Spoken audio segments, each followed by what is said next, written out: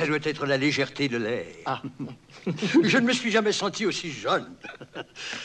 J'espère que vous ne venez pas me dire que le portrait est achevé. Il l'est, messire. Oh.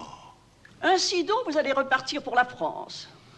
Avec un regret infini, madame. Car toutes les bontés qui m'ont été faites ici... L'écho en est parvenu jusqu'à nous.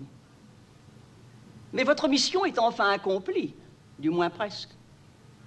Presque, madame. Je veux dire qu'elle est réglée dans le principe, puisque mon fils et moi, nous donnons notre accord au projet. Mais cet accord, ne l'oubliez pas, reste à condition. À condition. Il ne sera définitif que lorsque votre maître sera libre de Madame de Bourgogne, libre très promptement et très réellement. Pas de malentendu, messire. Nous ne saurions nous contenter d'une répudiation acceptée par des évêques de complaisance et que l'Église en haut lieu pourrait ensuite contester. Madame, comme j'ai l'honneur de vous en assurer, nous obtiendrons l'annulation avant peu. Allons, nous sommes entre nous. Ne m'assurez donc point de ce qui n'est pas fait.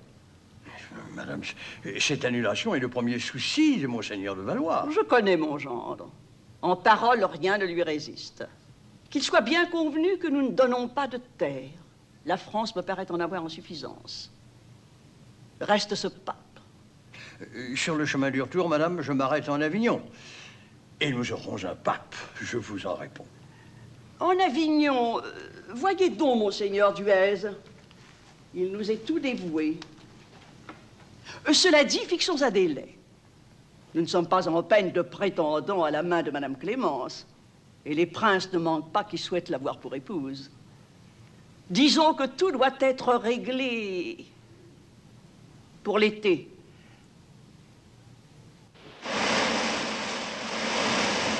Savez-vous où nous nous trouvons? Au Comté, à 1 lieue au nord d'Avignon.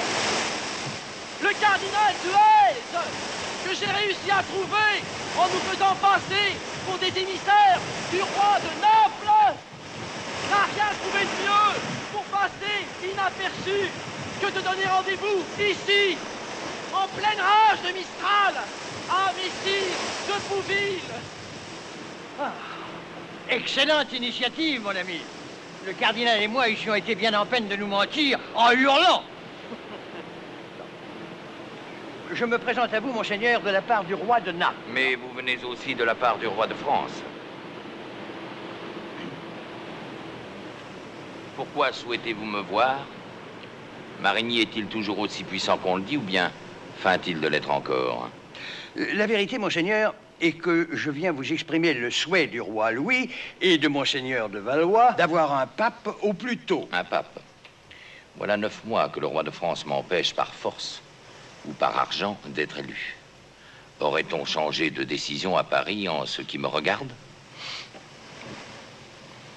Ou bien est-ce moi maintenant que l'on souhaite pour pape? On souhaite un pape. Un pape dont on attend, dès qu'il sera élu, un service. Lequel? C'est-à-dire, monseigneur, que... Le roi n'a-t-il pas pour propos de se remarier avec Madame Clémence de Hongrie? Qui dit ça? N'avez-vous pas séjourné 3 longues semaines à Naples pour en rapporter 10 000 livres des Lombards et un beau portrait de Madame Clémence? Annuler, ça, on peut toujours annuler, les raisons ne manquent pas. Est-on bien sûr que les portes de l'église étaient grandes ouvertes le jour du mariage? Le roi n'est-il pas un cousin trop proche de son épouse? Il suffirait qu'on ait oublié de demander la dispense. C'est bonne chose que les liens de parenté. Pour ce motif, on pourrait démarier à peu près tous les princes d'Europe. Oui, mais si vous deveniez pape, monseigneur, l'annulation vous semblerait-elle chose possible avant l'été? À tout prendre, une annulation paraît plus aisée qu'une élection. Mais elle ne peut venir qu'après. Où en est le conclave? Le conclave, il n'y en a point. Si on le réunissait, à quoi arriverait-on? À rien. Ah. Ceci est fort simple à comprendre. Le pape doit être élu aux 2/3 des votants. Or, nous sommes 23, 15 Français et 8 Italiens. Il nous faut donc 16 voix. Les 15 Français plus un Italien, voilà qu'il faut la faire. Je puis vous garantir 3 Italiens sur 8. Les 5 autres étant irréductiblement pour le cardinal Caetani. Avec les Français, nous sommes loin de compte. Ah, s'ils votaient ensemble, vous auriez un pape depuis longtemps. De combien êtes-vous sûr? D'aucun. Mais j'en ai 6 d'achetés par la généreuse entremise du roi de Naples. Bien, 6 et 3. Eh oui, messire. Cela fait 9. Il nous en manque 7. J'ai moyen de vous laisser quelques fonds. Combien comptez-vous par cardinal? Ceux-là ne seront pas sensibles à l'argent. Ils sont honnêtes? Non, rassurez-vous. Ils ont peur de Marigny. Tout reposerait donc sur Marigny. Tout. Sire, mon frère, la commission royale a terminé son enquête. Les coffres sont vides, mais les comptes Marigny sont purs. Les comptes. Chacun sait bien qu'on leur fait dire ce qu'on veut. Et chacun sait aussi que vous êtes favorable à Marigny. Je ne suis favorable à rien, Louis, sinon au royaume et à la justice. Si vous souhaitiez un autre rapport que celui de la vérité, il vous fallait désigner notre rapporteur comme moi. Je vous présente à signer le quitus qu'il convient de donner à Marigny. J'attendrai pour me prononcer d'avoir entendu Bouville, dont le retour m'est annoncé. Et qu'a donc avoir Bouville dans votre décision? Je veux avoir les nouvelles de Naples et celles du conclave. C'est notre oncle Charles de Valois que vous craignez de désobliger en rendant justice à Marigny. Et tout cela parce qu'il vous a promis une femme. Et vous sacrifieriez à cela un ministre intègre. Le seul en ce jour qui sache conduire les affaires. En prenez garde, mon frère. Vous ne pourrez plus ensuite maintenir demi-mesure. Il vous faudra soit restaurer Marigny dans toute sa puissance, soit l'abattre complètement en le tenant coupable de crimes inventés et en le châtiant d'avoir été fidèle. J'ai besoin d'un pape. Notre oncle Charles de Valois vous en promet un pour chaque lendemain. Il finira sans doute par vous sortir quelque Caetani qui, à peine élu, voudra repartir pour Rome et de là-bas nommera vos évêques et régentera tout chez vous. Mieux vaut n'avoir pas de pape qu'un pape hostile à la France. Et Marigny, croyez-vous que son pape m'accordera l'annulation? Celui qu'il vous donnera sera conforme aux intérêts de la France. En tant que père du royaume, je vous donne conseil de signer. C'est accomplir un acte de justice. La justice n'appartient qu'au roi. Non, sire. Non, c'est le roi qui appartient à la justice.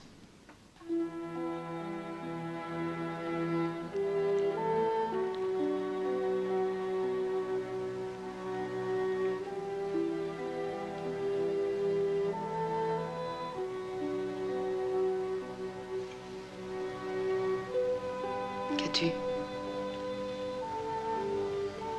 Je vais me tuer.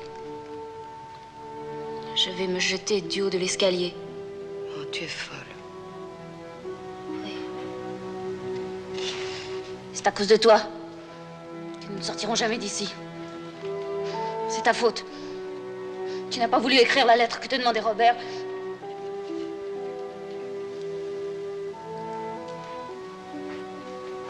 Où vas-tu? Tu sais très bien que la porte est fermée. Je vais appeler. Je vais dire que je veux dormir. On me conduira dans ma chambre.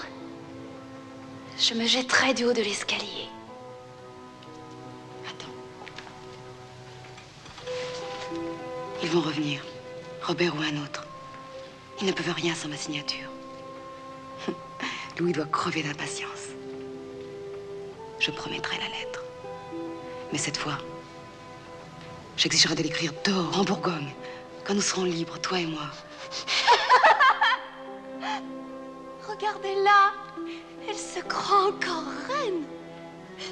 Voyez la reine. Tais-toi! La reine. La reine.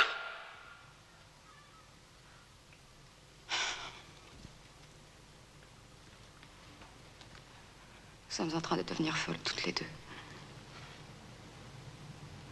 Moi aussi, je n'en peux plus. Je suis à bout. À bout.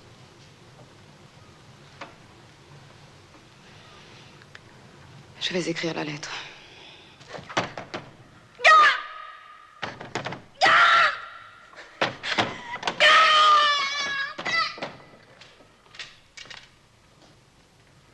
Je dois écrire au roi.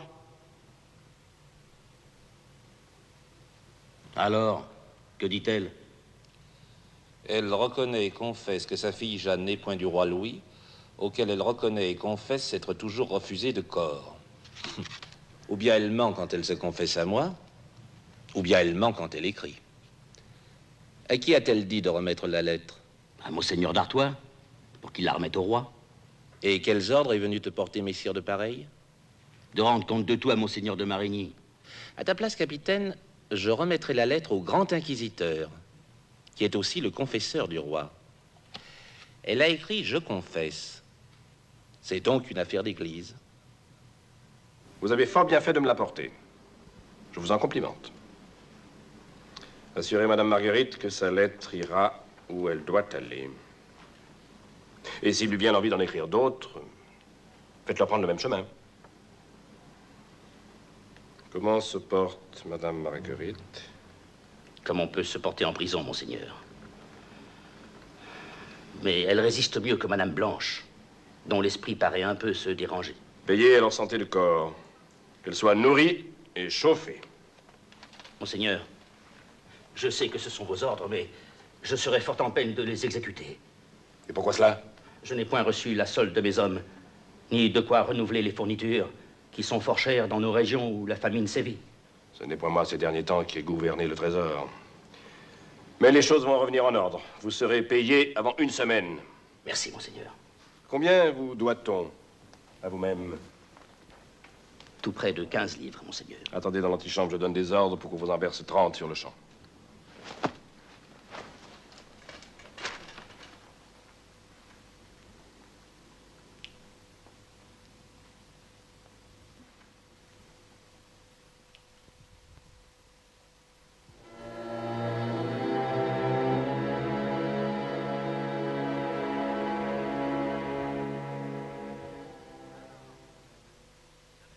Alors, mon neveu, vous avez-je trompé? Admirez ce teint, ces cheveux couleur de miel, et cette belle noblesse de pose, et cette gorge, mon neveu. Quelle belle gorge de femme. Et dois-je dire au roi que Madame Clémence est encore plus avenante à contempler au naturel? Oh, elle est belle. Elle est vraiment belle. Quelle bonne idée vous avez eue là, mon oncle. Je vous en ségrerai hautement. Et vous, messire de Bouville, je vous donnerai 200 livres de revenus sur le trésor le jour des noces. Oh, sire, l'honneur de vous servir me récompense bien assez. Ainsi donc, nous sommes fiancés. Il ne me reste plus qu'à être démarié. Oui, sire, et il faut que cela soit fait avant l'été. J'espère bien ne pas avoir si longtemps à attendre. Avant l'été? Qui a dit avant l'été? La reine Marie, sire. Elle a d'autres parties pour sa petite fille. Et encore que vous soyez certes le plus glorieux à ses yeux et le plus souhaité, elle a fixé un délai. Bah, ce n'était qu'un mot pour nous hâter et se faire valoir. Si l'annulation, à Dieu ne plaise, devait durer quelque peu, Madame de Hongrie prendrait patience. Ah, je ne sais pas, monseigneur. Elle a formulé son exigence de manière bien sérieuse et bien ferme. Avant l'été.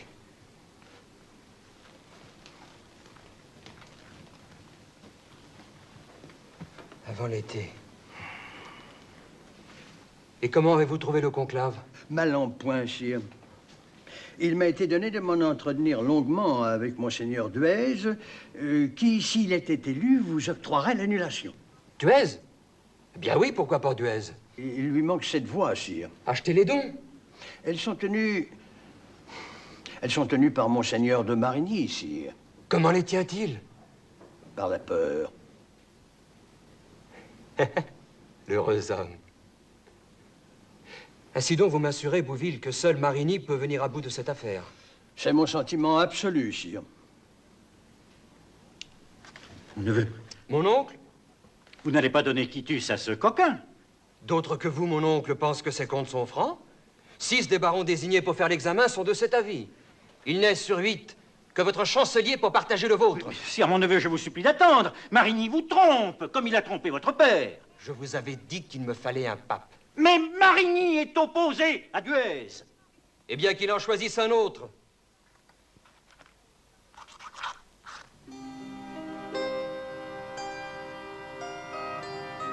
Elle vit. Dites-moi qu'elle vit. Elle respire. Depuis combien de temps n'a-t-elle rien mangé? 4 jours, un bouillon d'ortie. Maudite famine. Je la sauverai. Je jure que je la sauverai. Admirez notre chasse de ce matin. Un corbeau qui s'était rompu la patte et un mulot. Un honnête bouillon pour toute la famille. Tout est piégé. On a beau promettre le bâton aux paysans, c'est le chasse pour eux-mêmes. Ils préfèrent recevoir le bâton, manger le gibier et survivre. Ce que les manants nous laissent, le prévôt nous le rafle. Portefeuille. Blaireau de prévôt. Il arrive. Il agite un décret de Marigny. Et il exige le dernier grain de blé. La dernière volaille. On mange les chiens. Les champs ont fui, ils sont redevenus sauvages. On dévore l'herbe. Mais le froid s'en mêle. Elle est gelée. Bonne famine, messire Prévost. Laissez. J'allais me mettre à dîner. Me ferez-vous l'honneur? Volontiers.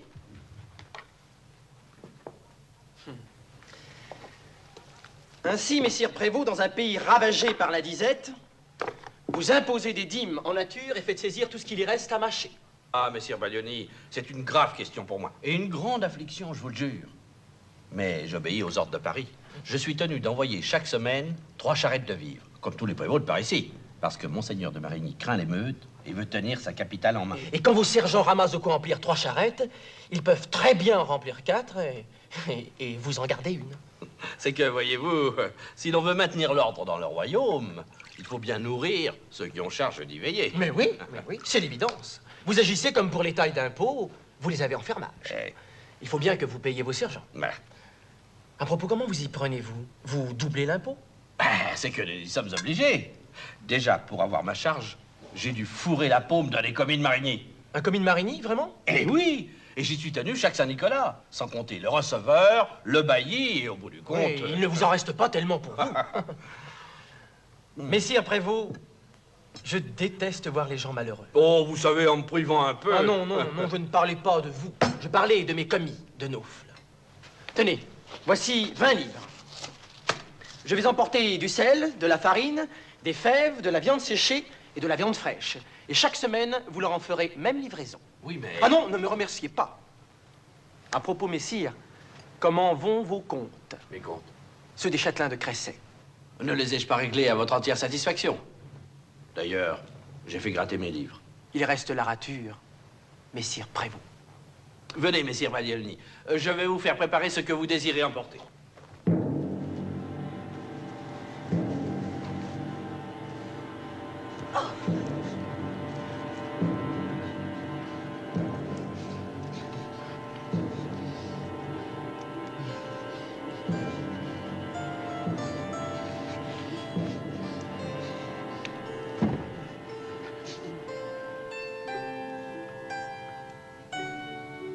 Du miel. Oh, du miel. Marie, où sont les papiers que je vous ai confiés? Il me les faut absolument, il va de ma vie et de celle de beaucoup de personnes importantes. Ils sont dans la chapelle, au fond du caveau de mon père. Dites à ma mère que vous désirez y aller seule, prier pour ma guérison. Merci, Marie. J'ai eu si peur. Oh, si peur de mourir sans vous avoir revu. Marie, j'ai quelque chose à vous dire. Je vous aime. Je suis contraint de partir, mais sous peu je reviens vous chercher, je vous le promets. Disposez de moi à votre guise, si Dieu veut bien que je vive. Vivez. Pour moi. Je vous le promets. Pour vous.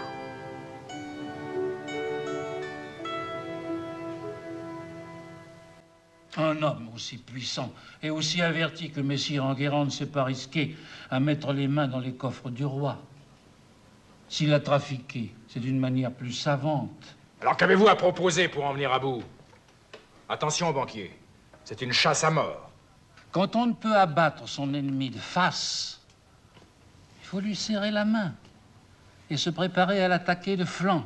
Et le flanc de notre adversaire, c'est la province, là où ces gens agissent loin de ses regards. Vous en savez plus long que vous ne dites, messire. Non, je dis simplement qu'il se pourrait bien qu'en certains endroits, la moitié seulement des tailles perçues parviennent au trésor. Et si j'en crois mon neveu Guccio qui revient de Naufle, ce qu'on ne prendrait point en argent, on le prendrait en vivres, qu'on revendrait à des prix prohibés. Ainsi donc Marigny toucherait. Vous en êtes sûr? Sinon lui-même, ses commis, peu importe, on touche. Je sais un prévaricateur qui, confondu, peut faire un excellent témoin, ou mieux même un faux témoin. Essayez surtout, monseigneur, d'avoir le bas peuple avec vous. Aujourd'hui, il crève de faim. Offrez-lui un responsable à sa misère. Un merveilleux allié, le peuple. On se sert de lui et après on ne lui doit rien. Demandez au roi d'ouvrir une enquête.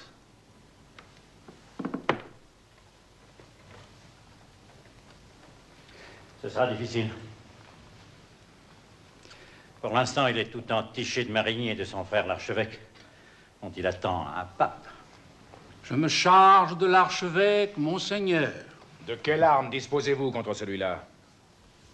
Mieux qu'une arme. Une muselière.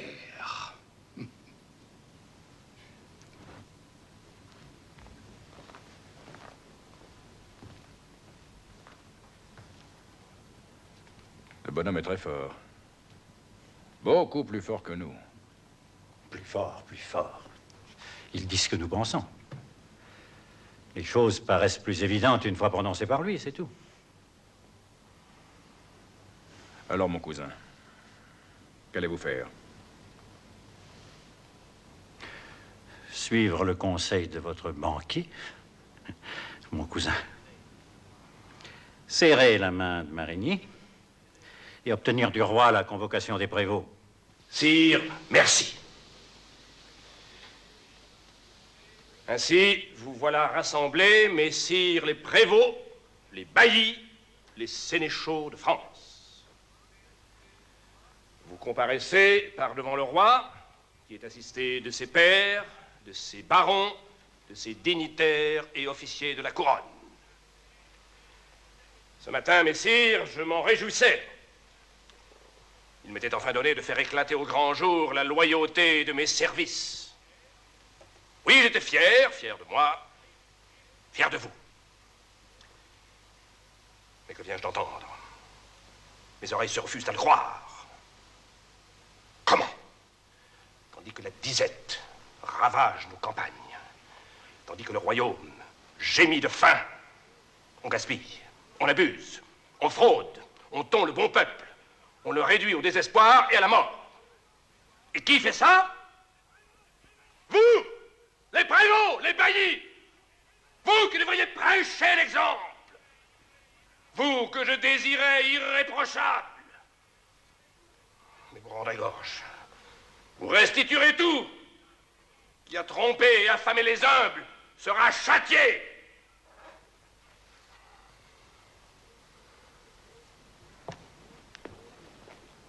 Beaucourroux.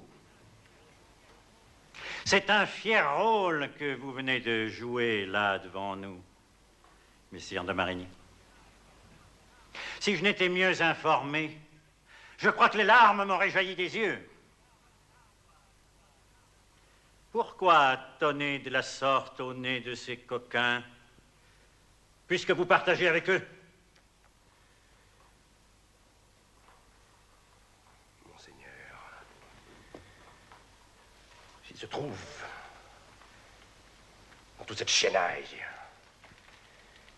s'il se trouve parmi ces mauvais serviteurs du royaume, un seul pour affirmer en conscience et jurer sur la foi qu'il m'a soudoyé en quelque manière, je veux qu'il approche.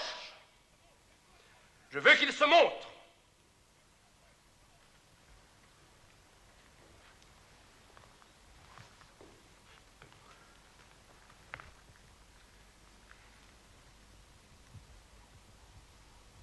Eh bien, parlez. Dites ce que vous savez. Notre bien-aimé roi est là pour rendre sa justice. Sire, je suis un grand fautif. Mais j'ai été obligé par un des commis de Monseigneur de Marigny, qui chaque année me réclamait le quart détail. Pour lui? Pour son maître. Le nom du commis. Qu'il comparaisse. Le nom. Eh bien, dites-le. Gravier. Martial. Martial Gravier. Quel bailliage? Naufle-le-Château. Naufle.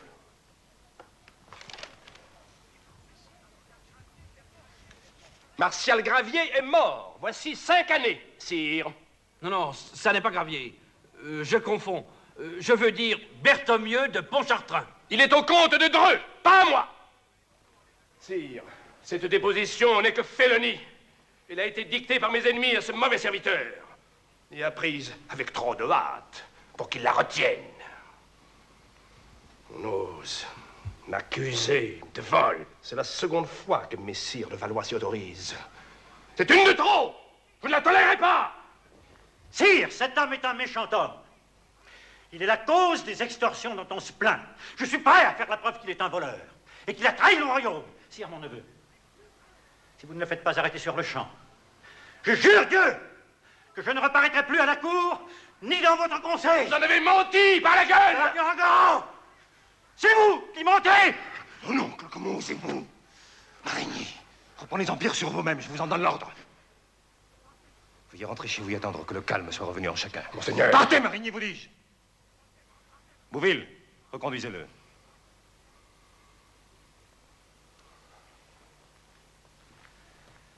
Je le ferai pendre. Aussi vrai que je suis, je le ferai pendre. Une muselière? Oui, pour archevêque. Monseigneur de Valois en a besoin, sur le champ. Le roi a donné jusqu'à ce soir pour démasquer Marigny. Monseigneur, vous me demandez de me dessaisir d'un outil qui peut nous sauver la vie, à moi et à tous mes amis. Décide-toi, banquier. Si tu joues Monseigneur de Valois, il gagne. Il rétablit les anciennes coutumes, ce qui sert tes affaires. De surcroît, tu es assuré du remboursement des 10 000 livres que tu lui as prêtés. Seulement, fais vite. J'ai très mal dormi ces derniers temps, monseigneur, et j'ai beaucoup pensé, notamment aux ordonnances de monseigneur Saint-Louis. Il m'est revenu en mémoire que l'une d'entre elles stipulait la spoliation des banquiers lombards et leur interdisait pour un temps d'habiter Paris et de s'y livrer au commerce. Alors, je suis très inquiet. Que craignez-vous? Monseigneur de Valois vous l'a dit. Il vous soutient, il vous protège. Oui. Nous aimerions mieux, mes amis et moi, tout cela par écrit. Aussi avons-nous présenté une requête au roi, afin qu'il confirme nos privilèges coutumiers. Le jour où le roi approuve notre charte, nous vous donnons ce papier. Un très beau document. Assez joué, Tholomée. Votre charte sera signée demain. Mais il me faut ce soir, la muselière. Ce soir? Que s'est-il donc produit à Vincennes? Votre prévôt a bafouillé. Il a mal récité sa leçon. Si vous étiez banquier, monseigneur, vous joueriez encore Valois? Si Marigny reste en place, pour vous, le péril est grave. Moins que pour vous, monseigneur. C'est pourquoi il faut nous en débarrasser. Le hutin veut une femme. Pour ça, il lui faut un pape. Si on lui prouve que Marigny y met obstacle, il sacrifiera Marigny. Et vous voulez vous servir du frère contre le frère. Cela peut réussir. Alors, banquier, la muselière.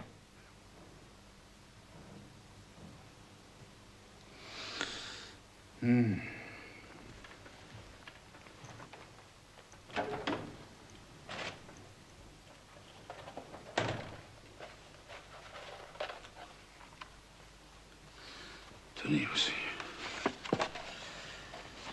Il y a des risques qu'il faut savoir prendre. Des biens ayant appartenu aux Templiers, détournés par l'archevêque de Sens, le propre frère de Marigny. L'on me rapporte que vous et votre frère vous opposez de toutes vos forces à l'élection du cardinal Duez en Avignon. Grâce à vous, le conclave ressemble à un collège de fantômes. Vous semblez oublier, monseigneur, que le conclave dépend des cardinaux et non de nos désirs. Soit. Mais si la chrétienté peut se passer de pape, l'archidiocèse de Sens peut aussi bien se passer d'archevêque. Serait-ce une menace contre un ministre de Dieu? Connaissez-vous ceci, monseigneur? C'est une décharge pour une importante somme d'argent qu'a versé un banquier lombard nommé Tholomei à un prince de l'Église qui a détourné certains biens des Templiers.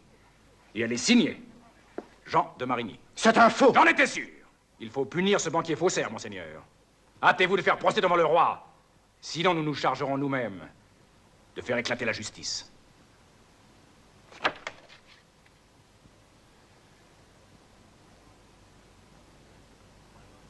Que m'imposez-vous? Abandonnez le parti de votre frère, qui ne vaut plus rien. Et venez révéler au roi Louis ce que vous savez de ces méchants ordres touchant le conclave.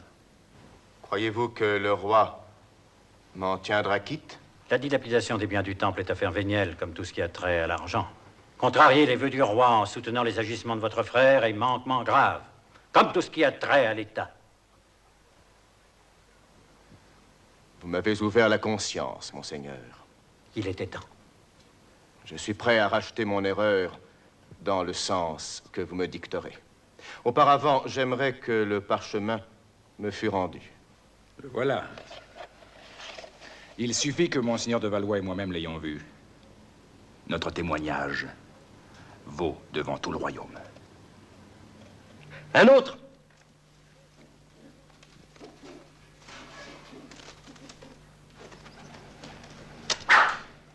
Sire, Je croyais que vous aviez juré de ne plus jamais reparaître devant moi. Vous m'aviez donné 24 heures pour démasquer Marigny, c'est chose faite. Voici monseigneur Jean, l'archevêque, qui vous dira lui-même quels ordres il a reçus de son frère pour empêcher que le conclave n'élise un pape. Je ne veux pas le voir. Quoi cela m'avance-t-il de savoir que Marigny me trompe? Marigny, toujours Marigny, vous ne parlez que de Marigny. Si je le châtie d'ici l'été, cela me donnera-t-il un pape?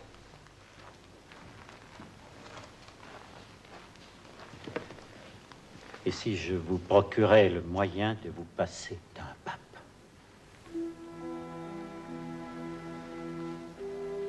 Qui nous dit que Marguerite n'est pas près de sa fin et qu'on ne se plaît pas à nous le cacher? L'hiver a été froid. Les prisons sont mauvaises pour la santé des femmes. Il conviendrait d'aller voir à Château-Gaillard.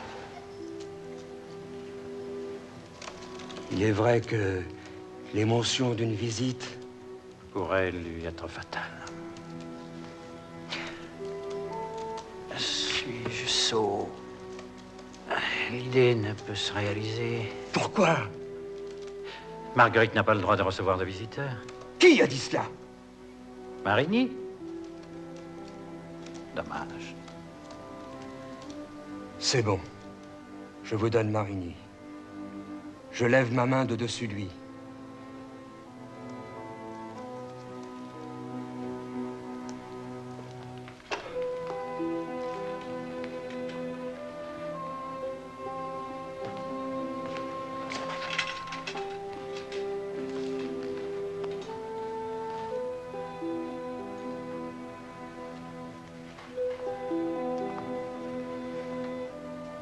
Alors, ma cousine, votre santé ne va pas à merveille à ce que je vois. De quoi souffrez-vous? De tout. Je ne sais même plus si je vis. Tout va bientôt être fini, ma cousine. Vos ennemis sont abattus. Êtes-vous en état d'écrire?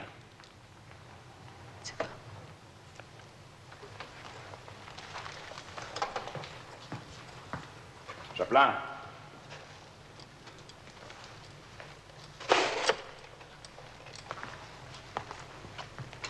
Je vais vous dicter la lettre que le roi attend. L'annulation a été prononcée. Mais comment le serait-elle, ma cousine? Puisque vous vous êtes refusé de signer ce qu'on vous demandait. Je n'ai rien refusé. J'ai accepté, j'ai tout accepté. Reprenez vos esprits, ma cousine. C'est maintenant qu'il faut accepter ce que je vais vous conseiller. Enfin, Robert, je vous ai écrit une lettre pour que vous la remettiez à Louis et où je vous disais tout ce que vous souhaitiez, que ma fille n'était pas de lui. Quand avez-vous écrit cette lettre? Il y a longtemps. Des semaines. 2 mois, peut-être. Depuis, j'attends que vous veniez me délivrer. À qui l'avez-vous confié? Un persumé.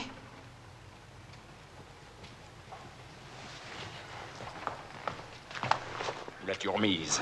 Réponds, à qui? Lâchez-moi, monseigneur. À qui? À monseigneur de Marigny, j'avais des ordres. Est-ce que je m'appelle Marigny?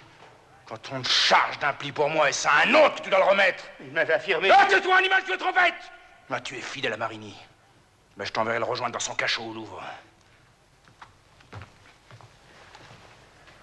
Vous avez entendu, ma cousine? Je n'ai jamais reçu cette lettre. Marigny l'a gardée. Il est notre ennemi à tous. Cette lettre volée en fournit une nouvelle preuve. Aujourd'hui, il est arrêté. Et je viens recueillir vos griefs contre lui, afin de hâter à la fois la justice du roi et votre grâce. Que dois-je déclarer? Je vais dicter pour vous.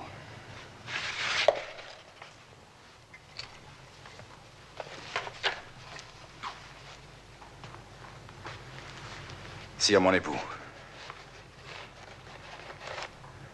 je me meurs de chagrin et de maladie. Je vous supplie de m'accorder pardon,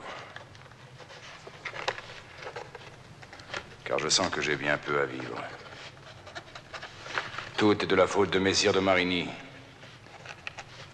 qui m'a voulu perdre dans votre estime et dans celle du feu roi, par dénonciation dont je jure la fausseté, et qui, par odieux traitement, m'a fait réduire à la misère où je suis. Attendez. Je vous assure que je n'ai jamais cessé de vous être épouse obéissante à la volonté de Dieu. Tous les aveux que vous m'aviez demandés. Ils ne sont plus nécessaires, ma cousine. Ce que vous allez signer ici remplacera tout.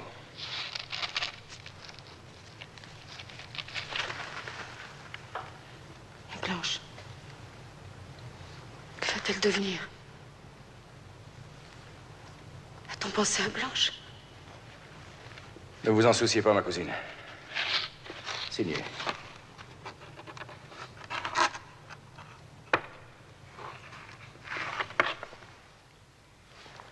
Tout sera fait pour Blanche.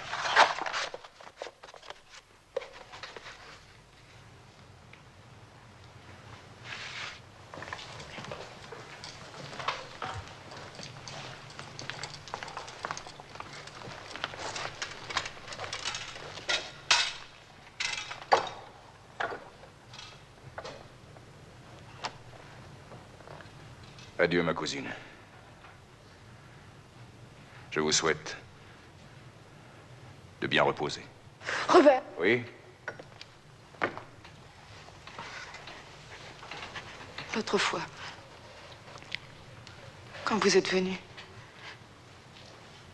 vous vous souvenez? Oui.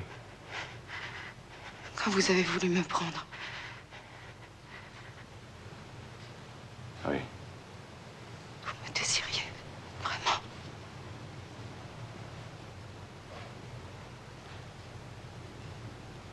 Oui.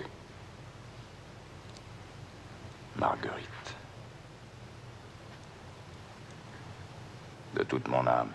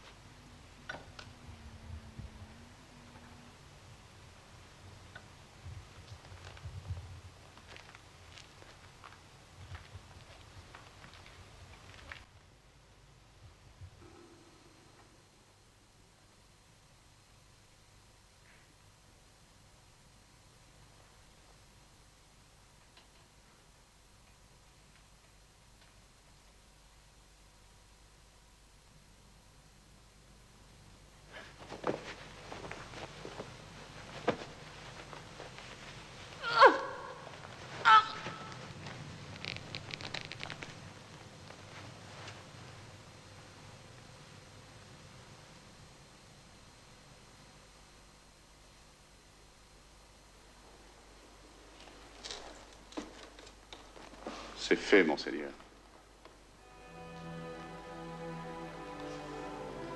Pas de traces? Je ne pense pas. La face ne sera pas noire. J'ai rompu les os du col et j'ai remis le lit en place. Il fallait qu'elle meure, Lormay. Pourtant, elle avait un corps tout entier fait pour l'amour. Oh, une besogne. C'est tout de même bon d'être vivant, monseigneur. Oui. C'est bon. La brume se lève. Ça va être une belle journée de soleil. Corpus Domini nostri Jesu Christi, custodiam minimum tuam in vitam aeterna.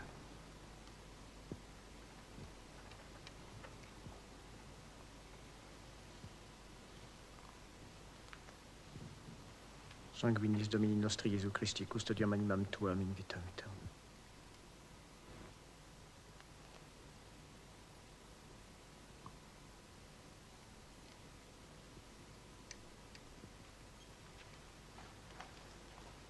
Mon fils, déchargez votre conscience. Faites l'aveu des fautes pour lesquelles vous êtes condamné. Non, mon père. Cela, je ne le puis. Je n'ai jamais voulu envoûter le roi, notre sire, ni aucun prince royal. De ma vie, je n'ai volé personne. Et le trésor, moins que quiconque.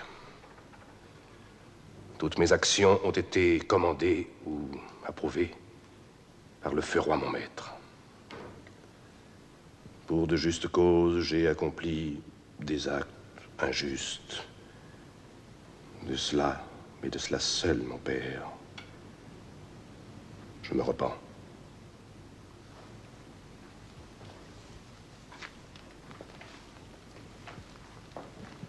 Où me conduit-on?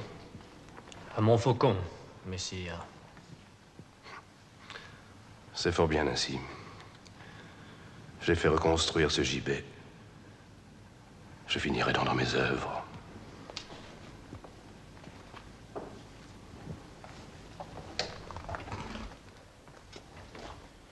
Qu'on ne me maintienne point.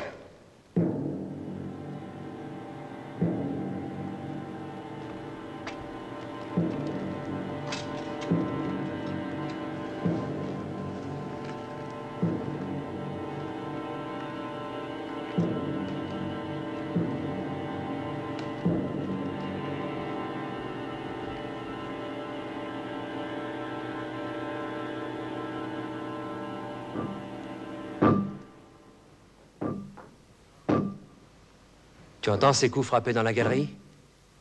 C'est la statue de Marigny qu'on détruit. Je ne le verrai plus me guetter de son œil de pierre. Je l'ai fait pendre. Mon peuple est content. N'est-ce pas, Eudeline?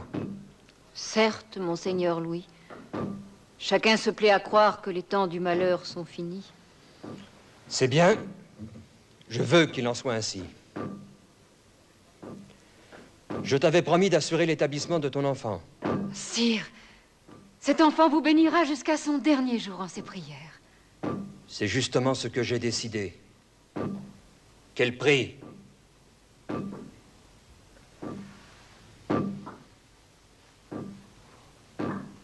Elle entrera en religion au couvent de Saint-Marcel, qui est réservé aux filles nobles, et où elle sera mieux que nulle part. Est-ce donc cela, sire, que vous voulez pour elle? La cloîtrée. Eh bien quoi, n'est-ce pas un bon établissement? Et puis il faut que cela soit, elle ne saurait rester dans le monde. Et je trouve bon, pour notre salut et le sien, qu'elle rachète par une vie de piété la faute que nous avons commise en sa naissance. Quant à toi, je vais te donner la charge de surveiller à Vincennes les meubles et le linge, afin que tout soit prêt chaque fois que j'y viendrai. Je suis votre servante. Et vous obéirez. J'aurais vu cela, je l'aurais vu. Cet homme-là n'était pas notre ami. Les barons se font gloire de sa chute, mais nous y avons pris bonne part. L'heure est venue pour chacun d'en tirer avantage. Le royaume ne va plus être qu'un gigantesque banquet. Vois-tu, Philiomir, Sir Philippe était un grand roi, même s'il ne servait pas nos affaires. À présent, on va gaspiller l'héritage. Toi-même, as-tu quelques souhaits? Oncle Spinello, je voudrais gérer le comptoir de Naufle. Quoi? Oh, un petit comptoir de campagne qui fonctionne avec 3 commis. Oh, tu as de petits rêves. Non, mon oncle, j'ai un grand amour. Marie m'aime, elle a grand besoin de moi. Une fille de noblesse qui va te mettre dans de gros ennuis. Vouloir nous faire vivre l'un sans l'autre serait nous faire mourir, mon oncle. Allez, va, mon garçon, va. Marie-toi comme il te plaît. Merci, mon oncle. Ah, Guccio, c'est une chance de vous rencontrer. J'allais dépêcher un écuyer à vous quérir. J'ai une bonne nouvelle à vous apprendre. Une très bonne nouvelle. Je sors de chez le roi et nous repartons pour Naples, où nous allons quérir la future reine de France. Il ne restait plus à Château-Gaillard qu'une princesse captive, égarée de douleur, qui pleurait sur le corps de l'infortunée Marguerite. Si un certain matin de mars 1314, Robert d'Artois, le baron écarlate, n'avait tramé complot contre les filles de Bourgogne, rien aujourd'hui ne serait pareil. Et sans le zèle obtus de Bersumé, Enguerrand de Marigny serait toujours aux affaires. L'héritage du roi de fer roidement maintenu, et la reine de France installée dans un couvent tranquille, au lieu de pourrir à Château-Gaillard le col rompu. Infortuné royaume de France.